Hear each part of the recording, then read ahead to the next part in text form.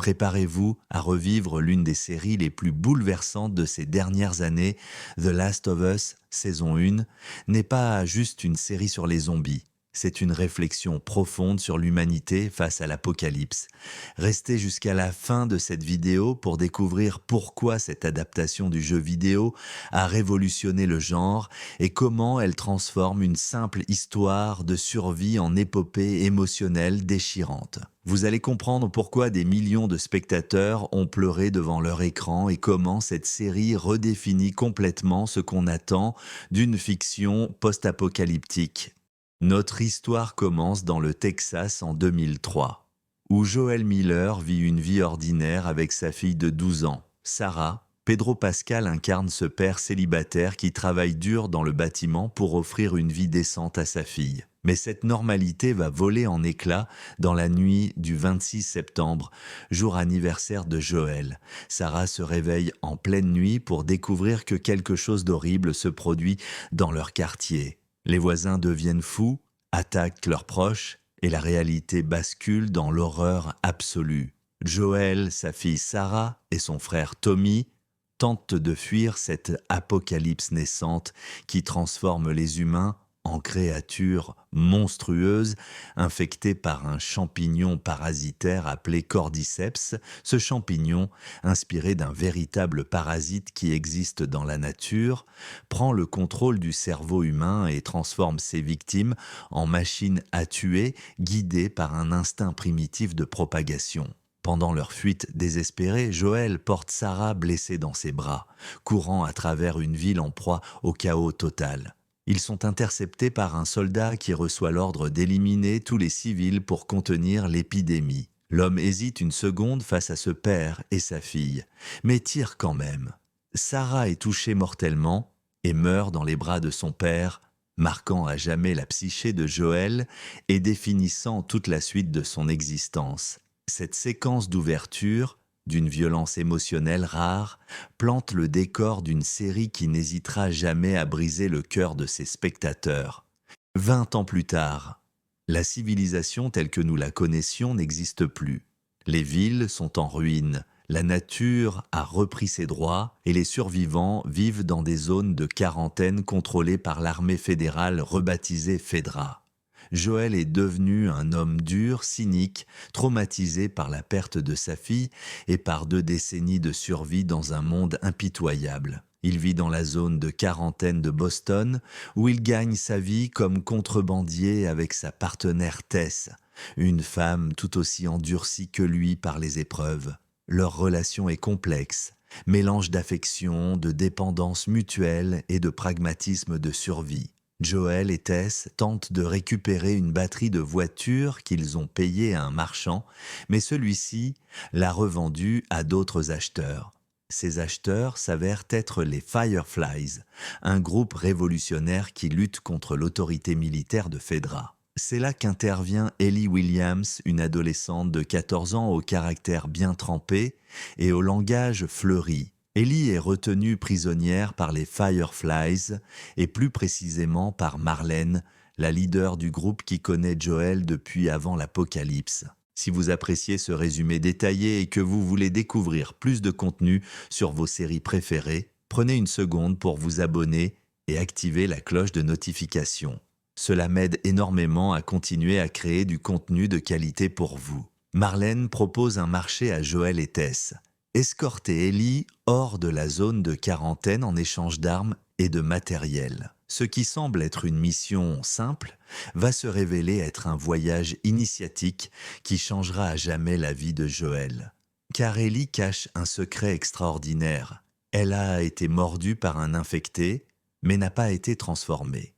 Elle est immunisée contre le champignon Cordyceps, ce qui en fait potentiellement la clé pour développer un vaccin et sauver l'humanité. Le trio quitte donc Boston et découvre un monde post-apocalyptique d'une beauté saisissante. La nature a repris ses droits, les bâtiments sont recouverts de végétation et un silence pesant règne sur ces paysages désolés. Mais cette beauté cache des dangers mortels. Car les infectés peuplent ces ruines et ont évolué en différentes formes selon leur stade d'infection. Les coureurs sont des infectés récents qui conservent encore une apparence relativement humaine mais attaquent avec une agressivité bestiale. Les claqueurs sont des infectés plus anciens dont le champignon a recouvert les yeux, les rendant aveugles mais dotés d'une ouïe surdéveloppée.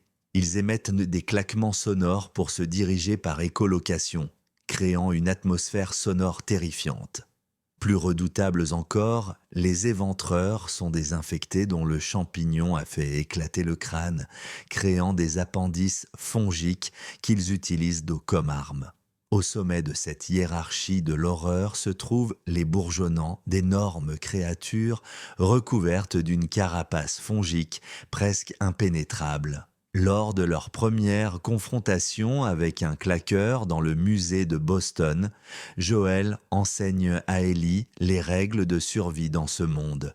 Ne pas faire de bruit, se déplacer lentement et toujours avoir une stratégie d'évasion. Cette séquence montre magistralement comment la série transforme la tension en véritable exercice de style cinématographique.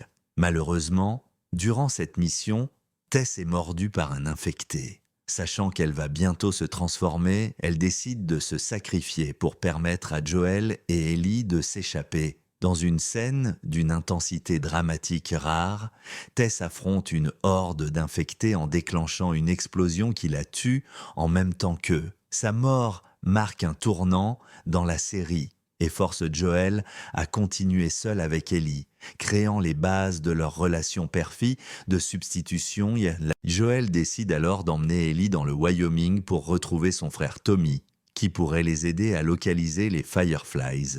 Mais, avant cela, ils font un détour par Lincoln, Massachusetts, pour récupérer des provisions chez Bill, un ancien ami de Joel. L'épisode, consacré à Bill et Frank, constitue l'un des moments les plus touchants de la série. Bill est un survivaliste paranoïaque qui a transformé toute une petite ville en forteresse personnelle, piégée et fortifiée contre les infectés et les intrus. Sa rencontre avec Frank, un homme qui tombe littéralement dans l'un de ses pièges, va transformer sa vie. Leur histoire d'amour, racontée sur plusieurs années, montre comment l'amour peut survivre et même s'épanouir dans les pires circonstances. Frank humanise Bill, l'encourage à ouvrir sa forteresse au monde extérieur, à cultiver un jardin, à créer de la beauté dans un monde laid. Leur relation illustre parfaitement l'un des thèmes centraux de la série, l'importance des liens humains pour donner un sens à la survie. Quand Frank développe une maladie dégénérative, ils décident ensemble de mourir dans les bras l'un de l'autre, laissant une lettre pour Joel qui explique leur choix. Cette histoire parallèle enrichit considérablement la mythologie de la série, en montrant que même dans l'apocalypse, l'amour et la beauté trouvent un moyen d'exister. Joel et Ellie repartent avec une camionnette et des provisions, mais surtout avec la preuve que l'humanité peut encore créer du bonheur malgré les circonstances.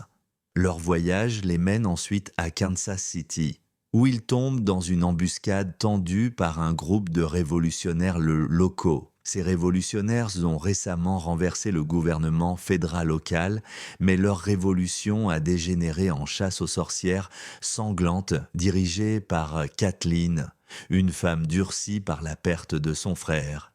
Ils traquent impitoyablement tous ceux qui ont collaboré avec l'ancien régime. Parmi leurs cibles se trouve Henry, un homme qui tente de protéger son petit frère Sam, un enfant sourd. Joel et Ellie s'allient à Henry et Sam pour échapper ensemble à cette ville devenue un piège mortel.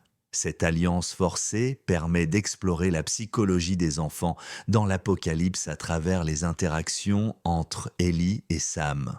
Malgré leurs différences, ils développent rapidement une amitié sincère, jouant aux jeux vidéo et partageant leur peur d'enfants confrontés à un monde d'adultes violents. Leur tentative d'évasion tourne au désastre quand ils sont pris en tenaille entre les révolutionnaires armés et une colonie d'infectés qui vivaient sous la ville. L'effondrement du sol libère des centaines d'infectés, y compris un bourgeonnant gigantesque dont la carapace fongique le rend presque invulnérable. Dans la panique générale, nos héros parviennent à s'échapper, mais Sam a été mordu pendant la bataille.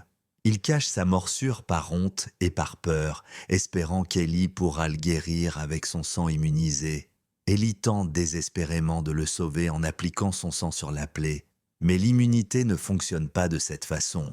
Sam se transforme pendant la nuit et attaque Ellie, forçant Henry à tuer son propre frère pour la sauver. Incapable de supporter ce qu'il vient de faire, Henry se suicide sous les yeux de Joel et Ellie. Cette tragédie marque profondément Ellie qui commence à comprendre le poids terrible de sa responsabilité en tant que potentiel sauveur de l'humanité. Après 3 mois de voyage, Joel et Ellie atteignent enfin Jackson, la communauté prospère dirigée par Tommy.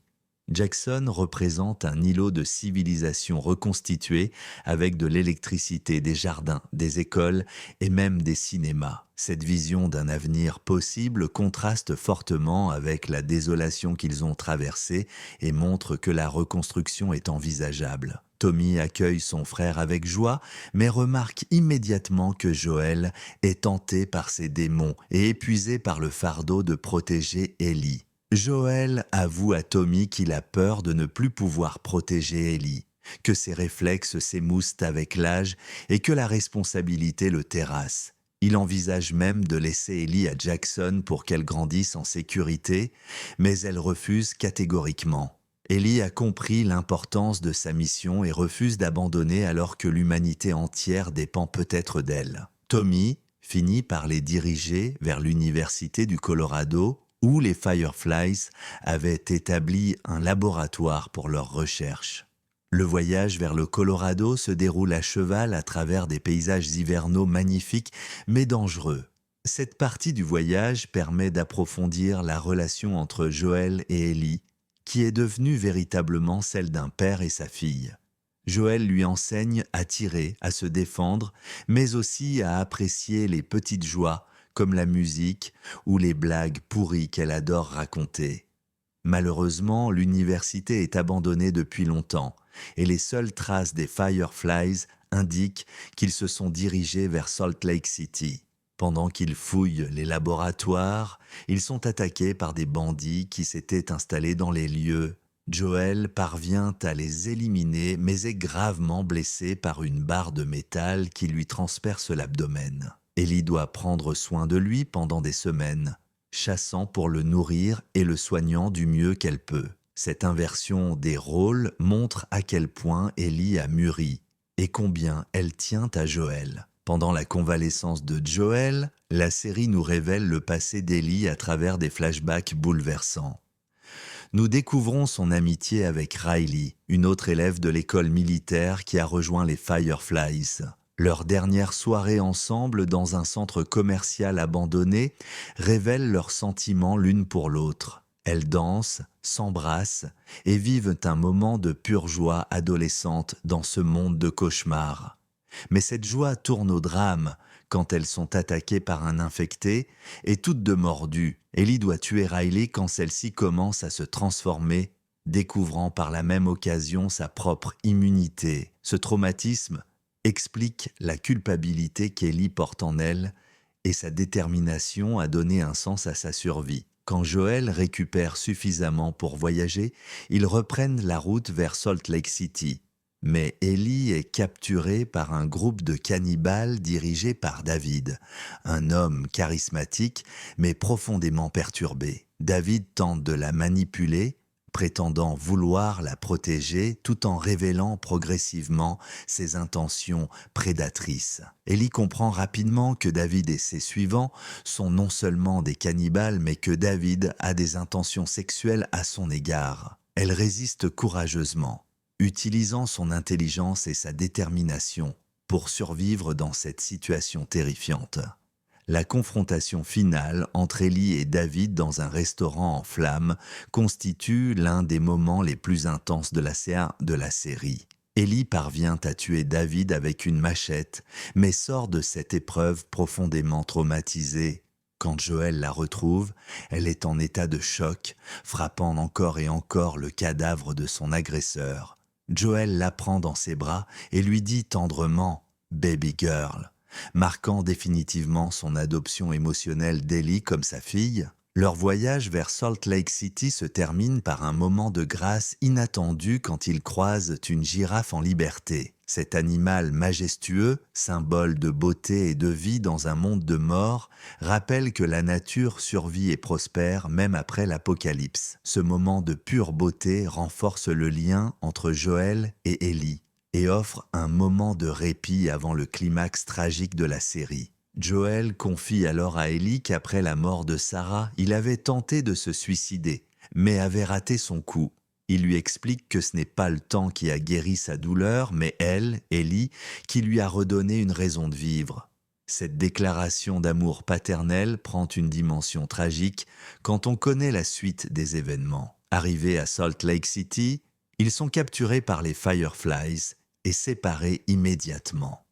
The Last of Us saison 1 réussit le tour de force de transformer une histoire de survie zombie en méditation profonde sur l'amour, le sacrifice et les choix moraux impossibles. La série pose des questions fondamentales sur ce qui fait notre humanité et sur le prix que nous sommes prêts à payer pour survivre. Joel a-t-il eu raison de condamner l'humanité pour sauver Ellie? Ou a-t-il commis le crime ultime par égoïsme paternel? Cette ambiguïté morale fait de The Last of Us bien plus qu'une simple série de divertissements, mais une œuvre qui nous interroge sur nos propres valeurs et nos propres limites. La performance de Pedro Pascal en Joel Miller est absolument remarquable, montrant toute la gamme des émotions d'un homme brisé qui retrouve l'espoir. Bella Ramsey incarne parfaitement Ellie, cette adolescente courageuse et attachante qui porte le poids du monde sur ses épaules. Leur alchimie à l'écran crée une relation père-fille de substitution d'une authenticité rare au cinéma et à la télévision. La série excelle également dans sa représentation des infectés, créant des créatures terrifiantes mais cohérentes biologiquement. Les effets spéciaux mélangent prothèses et images de synthèse pour créer des monstres aussi beaux que terrifiants. Mais au-delà de l'horreur, c'est la beauté du monde post-apocalyptique qui marque les esprits. Les paysages reconquis par la nature offrent un contraste saisissant avec la violence des rapports humains. The Last of Us saison 1 restera comme l'une des meilleures adaptations de jeux vidéo jamais réalisées. Elle prouve qu'on peut créer une œuvre respectueuse du matériau d'origine tout en l'enrichissant de nouvelles dimensions émotionnelles. Cette première saison pose les bases parfaites pour la suite de l'histoire et laisse les spectateurs impatients de découvrir la suite des aventures de Joel et Ellie, une série qui redéfinit complètement les codes du genre post-apocalyptique et qui restera gravée dans les mémoires comme un chef-d'œuvre de télévision.